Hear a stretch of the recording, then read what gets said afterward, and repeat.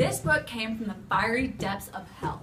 This book has made students cry, grow gray hair, and most likely pulled hair out of their head. I want to rip this book into a million pieces, light it on fire, and throw it into a black hole. So now you have an idea about how I feel about this book, so you could probably assume how I feel about the SAT and standardized testing in general.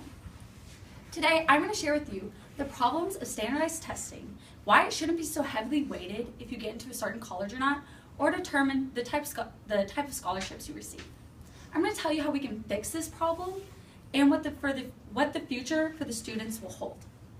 First, I'm going to share with you the flaws of standardized testing and the flaws on how they are used. One of the biggest flaws that is argued by many is teach to the test flaw. Standardized test, procon.org states that drill-like teaching to the test and excessive testing undermines America's ability to produce innovative and critical thinkers.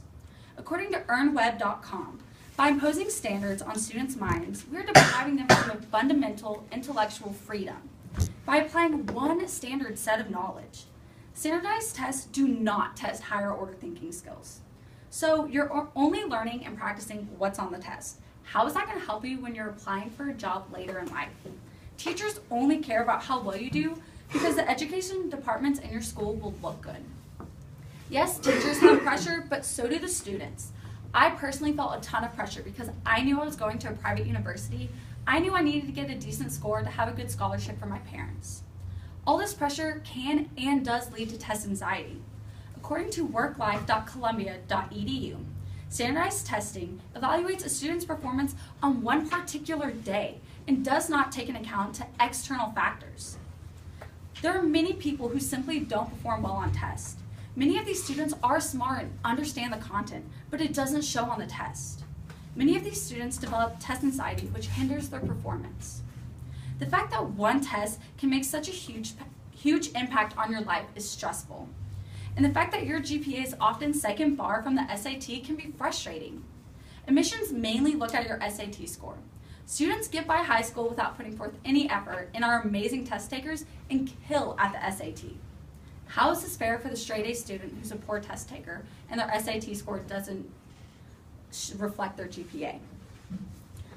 Your SAT and ACT scores make or break if you get into automatic admissions to your choice of college and also decide what type of scholarship they're willing to give you. One test should not be a factor in deciding your future, especially if it isn't going to be useful later in life when you're trying to get a job, like shown in this political cartoon.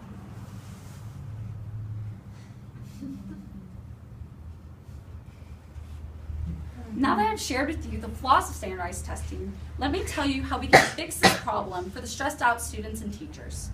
So what do we do with the SAT? Just scratch the whole ideas of standardized testing in general? No, that's not what I'm here to do. According to ClarinLedger.com, a USA Today article by Bob Schaefer, it states, for all the SAT flaws, dumping the test altogether is not the answer. Colleges need some standard yardstick, especially because grade inflation is so rampant. So what do we have on this yardstick? Your GPA and class rank are on this yardstick, but they should be weighted differently than they are today. They should be more evenly spread out with the SAT. When bringing GPA into the mixture, take into account the difficulty of level classes that they're taking. If they're taking higher level advanced classes, it shows that they could be more prepared for college. As well for rank, keep in mind the difficulty level classes, but also the prestige of the school and the class size. A 3A high school student is at a disadvantage because their class size is so much smaller than a 6A high school student. So when we're looking at ranking, we need to look at the prestige of the school and the class size. How do we make this yardstick shown to the government? According to time.idea.com, a growing number of parents and civil rights organizations are beginning to question the fairness of our over-reliance on standardized testing. Over 300 groups, including NAACP Legal Defense Fund, signed a petition to ask Congress to overlook the process of admissions. So we can take a part of these groups and petitions. Now that I've told you the solutions to the flaws of standardized testing, let's look at the future with this new yardstick. Now, let's look at the statistics. If we keep the things the way they are and not change anything. In the USA Today article by Bob Schaefer, it states that in 1993, only 32% of test takers reported a grade point average of A+, A, or A-. And then in 2013, the number was up to 47%. It's hard to believe that students have gotten that much smarter. If standardized testing is so important, why isn't there a greater increase in GPA? Obviously, it's not that effective.